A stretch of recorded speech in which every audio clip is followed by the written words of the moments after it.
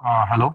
In today's session, we are going to learn Prospectus and Allotment of Security chapter 3 of Companies Act 2013. In this chapter, we are going to define what is meant by prospectus, then understand various types of prospectus. Here we are going to learn the explanation of procedure or issue of prospectus and other related concepts. Know about the criminal and civil liability for misstatements in prospectus and punishment for fraudulently inducing persons to invest money. We are going to understand the procedure for allotment of securities by companies and know the procedure of private placement of securities. This chapter explains the provisions of Chapter 3 of Companies Act 2013, hereinafter also referred to as the Act or this Act, consisting of Section 23 to 42 dealing with the prospectus and allotment of securities. Due to the inherent differences between the nature of public and private companies, in addition to the restrictions on the latter, Chapter 3 of the Act contains the provision for issue of securities under two distinct heads. One, part headings or parts. Part 1 is a public offer from Section 23 to 41, and Part 2 contains private placement, Section 42. The provisions contained in Part 1 and Part 2 are supplemented by Companies Prospectus and Allotment of Securities Rules 2014. Following diagram depicts the arrangement of relevant sections. Prospectus and Allotment of Securities, Section 23 to 42, which are further divided into two parts for in case of a public company and in case of a private company.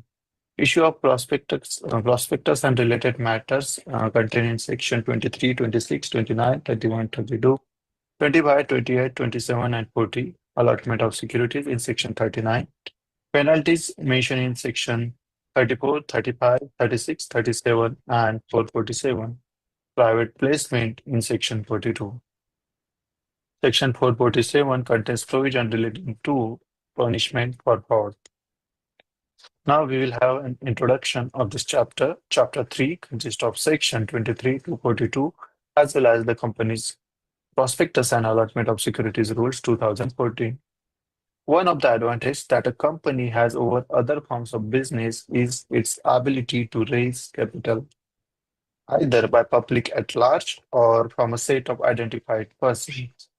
When the capital is raised from the public at large, when the capital is raised from the public at large, it is done through a public offer. And when it is raised from selected group of identified person, it is carried out through a private placement of security. Where the capital is raised from the public at a large through public offer, an advertisement shall be issued in accordance with the applicable provisions to protect the prospective investors from fraud. Securities are allotted against those applications that are received in full and in accordance with the advertisement issued.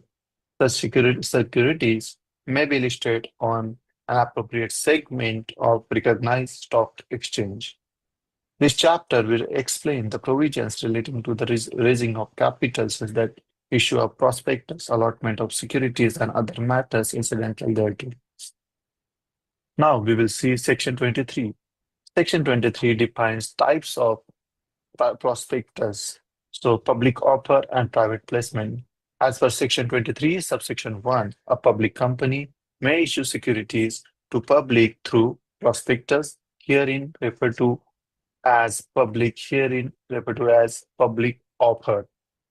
So the prospectus issued by a public company known as public offer, and by complying with the provisions specified in Section 23 to Section 41 of the Companies Act 2013, or through private placement by complying with the provisions specified in Section 42 of the Act, or through a right issue or a bonus issue in accordance with the provisions of the Act, and in case of a listed company or company which intends to get its security listed, also with the provisions of the Securities and Exchange Board of India Act 1992 and the rules and regulations may thereunder. Public offer includes initial public offer, further public offer, which is also known as follow-on public offer, and of securities to the public by a company, or an offer for sale of securities OFS to the public by an existing shareholders through issue of a prospectus. OFS is sometimes also known as deemed public offer. Now, Section 23, subsection 2.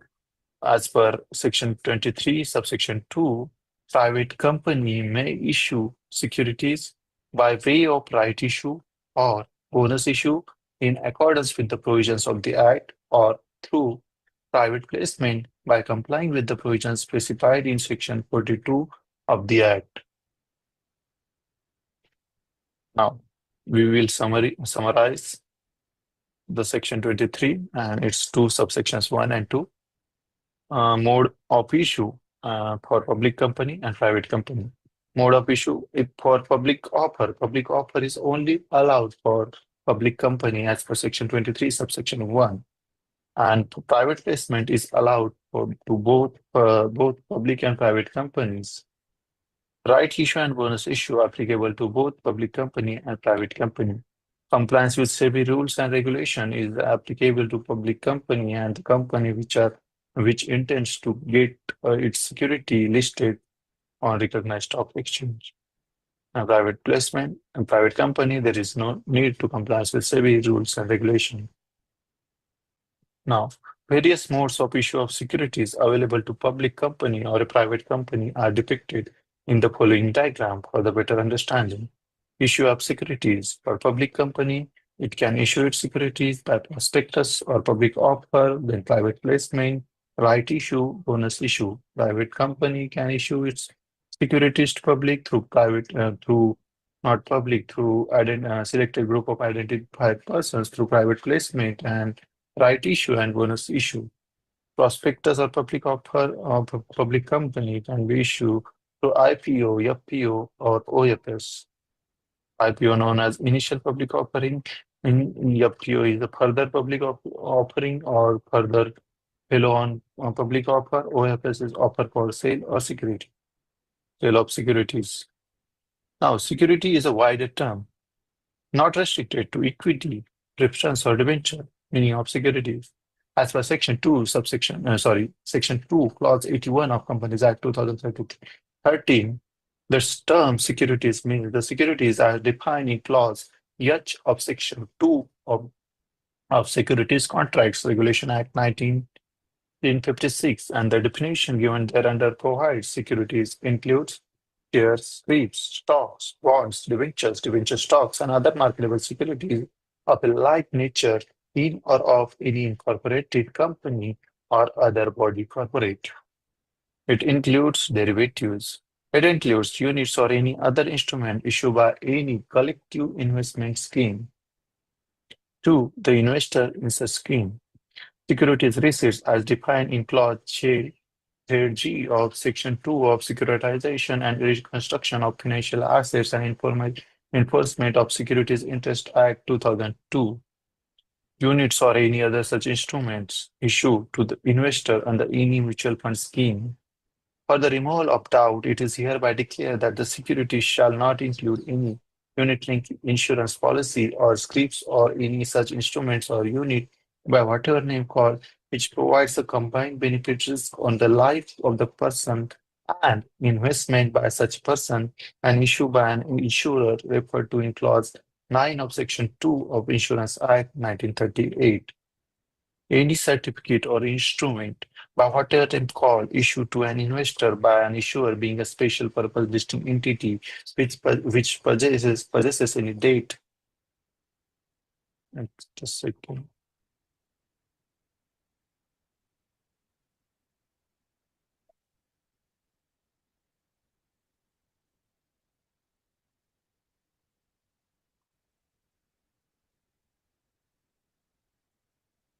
Hmm,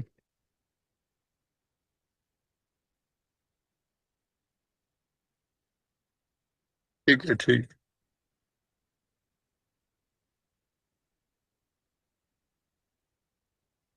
एक second.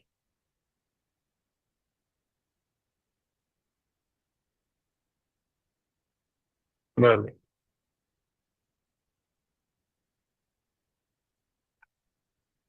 हं. 94, 20, 33. Police असतात. ठीक आहे. नाव काय? ठीक आहे sir. हो हो.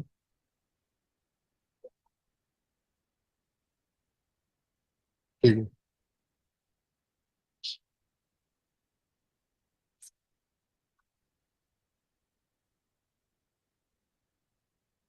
So any certificate or instrument by whatever name card issued to an investor by any issuer being a special purpose distinct entity which possesses and any debt or receivable, including mortgage debt, assigned to such entity and acknowledging beneficial interest of such investor or if such debt or receivable, including mortgage debt, as the case may be, then government securities and such other instrument as may be declared by the central government to be securities and rights of interest in securities. To bring its to doing business for corporates, subsection 3 and 4 to section 23 of the Act were inserted. Prior to the above amendments, Indian companies could access the overseas equity markets only through depository receipts. American depository receipts, ADRs, or global depository receipts, GDR, or by listing their debt securities such as foreign currency convertible bonds, masala bonds, etc. on foreign markets. Since more and more businesses are going global and capital raised from across the border is cost effective, hence Section 23, subsection 3 was inserted to open ways of overseas direct listing for notified class of public companies by allowing them to issue notified securities for the purpose of listing on permitted stock exchanges in permissible foreign jurisdiction or such other jurisdiction as may be prescribed. However, direct listing is different from ADRs and GDRs.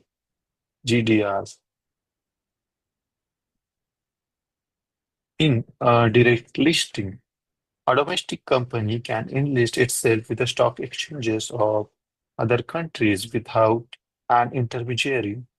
Unlike American Depository Receipts (ADRs) and Global Depository Receipts (GDRs), the Indian company can directly offer their share in foreign markets instead of giving them to a foreign depository bank. Direct listing excludes intermediaries, decreases the overall transaction cost, and increases transparency. Now we will see Section 23, Subsection 4 of the Companies Act, which empowers the central government to exempt any class or classes of public companies from complying with the provisions of Chapter 3, Prospectus and Allotment of Securities, Chapter 4, Share Capital and Debentures, Section 89, Declaration in respect of beneficial interest in shares, Section 90, Register of significant beneficial owners in a company, or Section 127, Punishment for failure to distribute dividends of the Act by issuing notification. Extract of Section 23 and 24. 3, Subsection 3. Such class of public companies may issue such class of securities for purposes of listing on permitted stock exchanges in permissible foreign jurisdiction. For the purposes of listing on permitted stock exchange in permissible foreign jurisdiction or such other jurisdiction as may be prescribed. The central government may, by notification, exempt any class or classes of public companies referred to in subsection 3 from any of the provisions of this chapter, Chapter 4, Section 89, Section 90, Section 127, and a copy of every such notification shall, as soon as may be after it is issued, be laid before both houses of Parliament. Now, which of the following be considered as a securities for the purpose of 23 of the Act? A unit-linked insurance policy is not considered as a security. Actionable claim regarding mortgage debt? Yes. Securities issued by National Association Construction Limited? Yes. So option 2 and 3, both 2 and 3 only. See, correct. As per 2H, Section 2, Clause H of Securities Contracts Regulation Act 1956. Now we are going to learn regulation of issue of transfer of securities, etc. Section 24. Now, Section 24 uh, empowers SEBI to administer those provisions under Chapter 3 and 4 of the Act, which pertains to issue and transfer of securities and non-payment of dividend by listed companies or those companies which intend to get their securities listed on any recognized stock exchange in India by making regulation in this behalf. Means Section 24 says Securities and Exchange Board of India, that is SEBI, is empowered to administer those provisions under Chapter 3 and 4 of the Act, which pertains to issue and transfer of securities and non-payment of dividend by listed companies and those companies which intends to get their securities listed on recognized stock exchange in India by making regulation in this behalf. Additional readings, being capital market regulator, SEBI, the power is conferred upon SEBI under Section 11, 11A, 11B, and 11D of Securities and Exchange Board of India Act 1992. All other matters, including matters relating to the prospectors, return of allotment, redemption of preference shares specifically provided in this act shall be administered by the central government tribunal or the register as the case may be. So there is a true and false. The powers to administer the matters pertaining to the redemption of preference shares by listed company vested with the SEBI. So this is true. No, this is false because the other all other matters should be governed by the central government tribunal register as per Companies Act provided in this act, specifically provided in this act. Okay, that's right.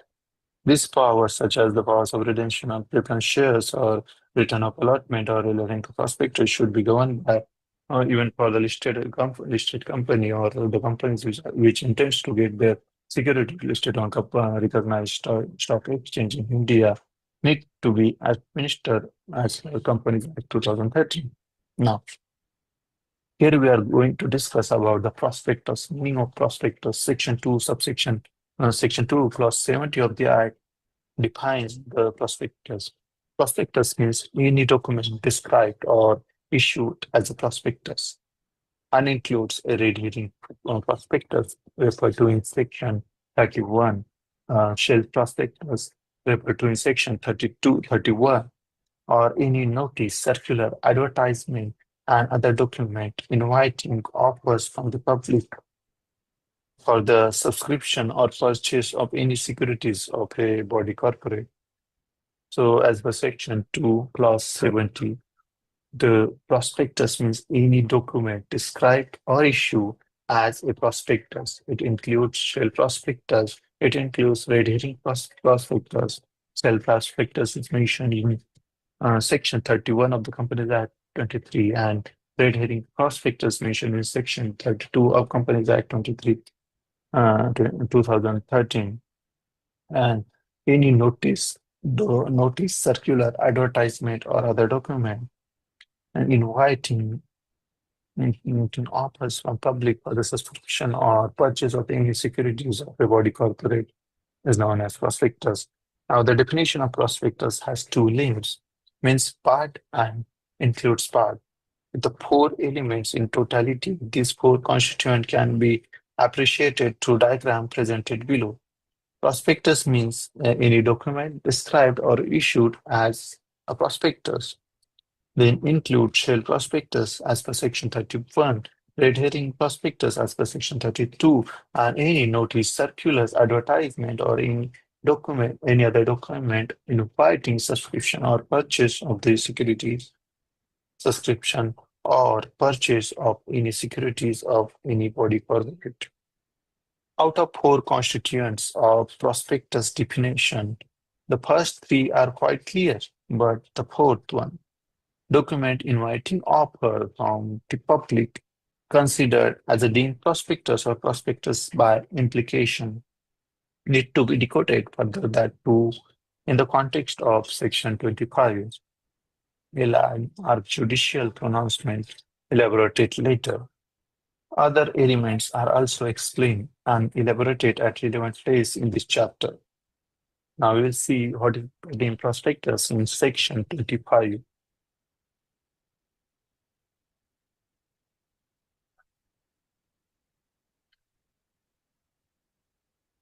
The prospectus, section 25, the documents containing offers of securities for sale. The prospectus, subsection 1, provides where a company allots or agrees to allot any of its securities with a view that those securities or any part thereof being offered for sale to the public. Any document by which the offer is made shall be deemed to be a prospectus issued by the company for all purposes.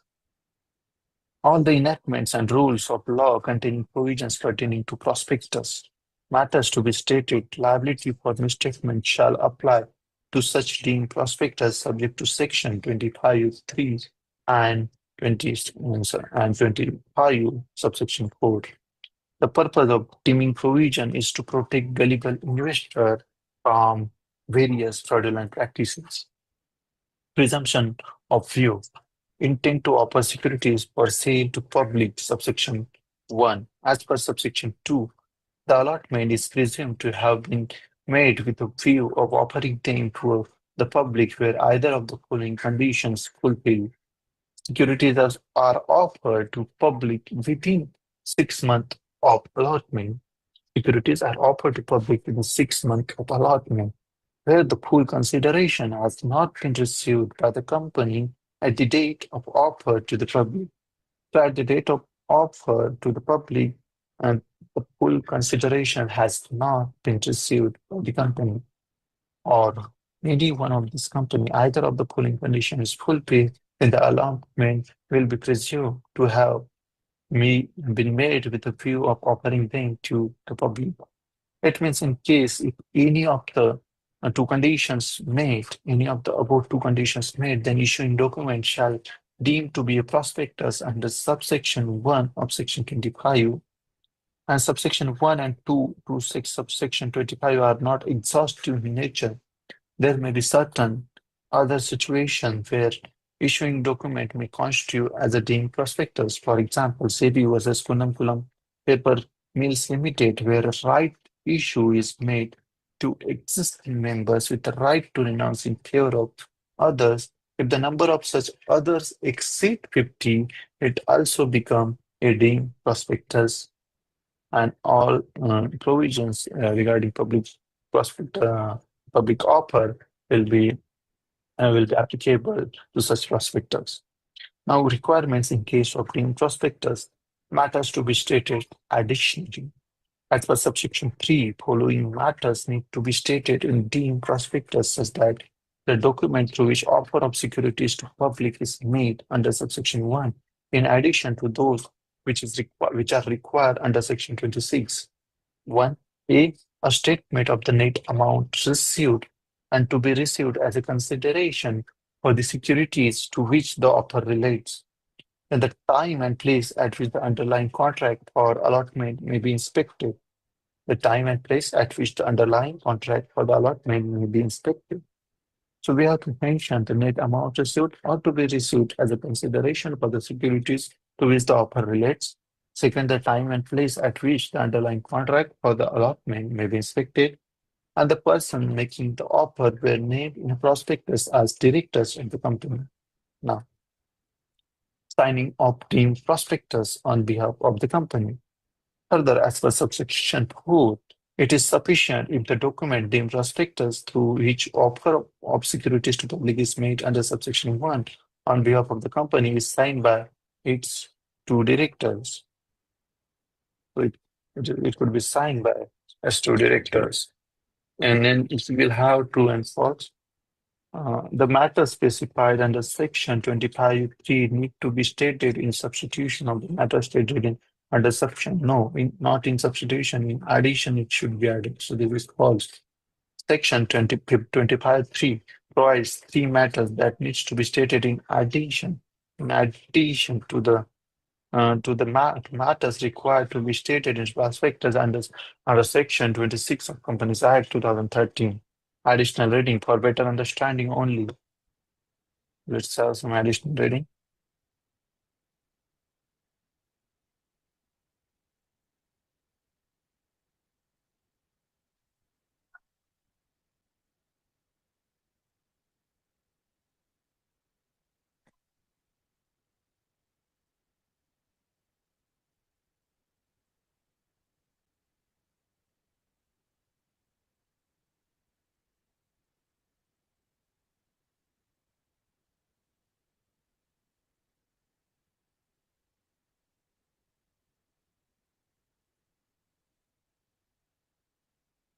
Since the provisions of the Act relating to prospectus and the penal provisions are attracted only when the prospectus, including the prospectus, has been issue means issue to the public.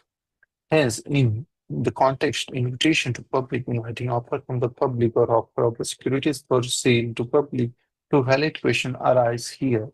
What constitute as public? Does only public at large constitute as public? The term public is not restricted to the public at large. It includes any section of the public. It is immaterial. However, such section is selected. Public connotes persons, not personally known to the promoters as distinguished from his own friends, relatives, connections, and acquaintances. South of England Natural Gas and Petroleum Company Limited faxed 3,000 copies of document which was offered for subscription of shares in a company and which was dated for private circulation only, circulated to the members of a certain numbers of gas companies only. Was this a prospectus? Should it contain the particulars required by the Act? It was decided that decision. It was decided that though the offer was only to limited class, it was not less than an offer to the public in any sense because those persons from the limited class were nonetheless the public. Hence, the distribution of a document entitled for private circular only offering the company shares was an offer to the public and the document was a prospectus and therefore it must contain the particulars required by the Act. Whether a single private communication tantamount to issue can it be constituted to a prospectus to attract the provisions of the Act. So the term issue is not satisfied by a single private communication. There must be some measure of publicity, however modest. A private communication is not thus open and does not constitute to be a prospectus, hence not attracting the provisions of the Act. Nash versus Linde. Nash applied for certain shares in a company on the basis of documents sent to him by Linde, the managing director of the company. The document was marked strictly private and confidential. The document did not contain all the material facts required by the Act to be disclosed. Nash filed a suit for compensation for loss suffered by him by reason of the omissions. Decision suit was dismissed. Viscount Summers' landmark dictum in this case is worth to consider here as basis of our answer. The public in the definition is of course a general word. No particular number as prescribed. Anything from 2 to infinity may serve. Perhaps even one if he is intended to be the first of the series of subscriber, but made further proceeding needless by himself by subscribing the whole.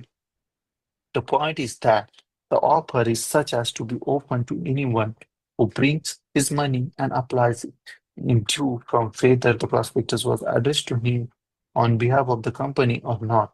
A private communication is not thus open and does not constitute to be a prospectus.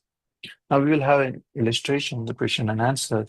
Company's prospectus was given to a solicitor of the company and he forwarded it to one of his clients because it was marked strictly private, who applied for share based upon same. Later filed a suit for damages. Will this communication amount to an issue to the public and whether the provisions of this act are attractive? So no, did not amount to an issue of the public or accordingly provisions of the Act relating to the liability for omissions, etc. not attracted here because of the case law Nash versus Linden. Now we will discuss matters to be stated in the prospectus means contents and requirements as to prospectus in Section 26 of the Companies Act 2013. Requirements as regard to date, sign, and contents to be included. Subsection 1. Prospectus shall be dated and signed, shall state such information and set out such reports on financial information as may be specified by Securities and Exchange Board of India, SEBI, in consultation with central government. Those prospectus shall be dated and signed. It should be dated and signed and shall and state such information and set of such reports on financial information as may be specified by SEBI in consultation with central government. Proviso to subsection 1 or says that the regulation made by SEBI in respect of such a such financial information or reports on financial information shall apply until the SEBI specifies the information and reports on financial information under Section 26, subsection 1. A declaration shall be made affirming the compliance of the provisions of this Act, the Companies Act 2013. A statement shall also include to the effect that nothing in the prospectus is contrary to the provisions of Companies Act 2013, Securities Contract Regulation Act 1956, Securities and Exchange Board of India Act 1992, rules and regulations made under above three statutes.